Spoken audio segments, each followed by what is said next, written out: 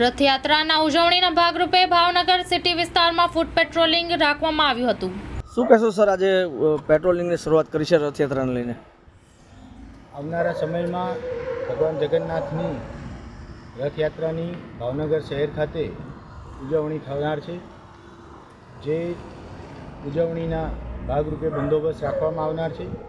એના અનુસંધાને આજરોજ સિટી વિસ્તારના તમામ પોલીસ અધિકારી, કર્મચારી અને ડી સ્ટાફના જવાનો તથા એલસીબી એસઓજીના અધિકારી અને કર્મચારીઓ સાથે સી ડિવિઝન ગંગાજળિયા વિસ્તારનો રથયાત્રાનો જે રૂટ છે એ રૂટ ઉપર ફૂટ પેટ્રોલિંગ રાખવામાં આવેલું હતું।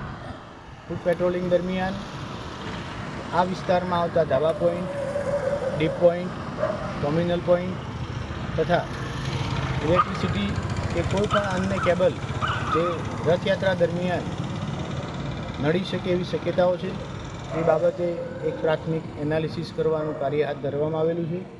આ રીતે આગામી 7 જુલાઈ 2024ના રોજ ભાવનગર શહેર ખાતે જે રથયાત્રાની ઉજવણી થનાર છે એનો પ્રારંભિક તબક્કો આજથી શરૂ કરેલ છે।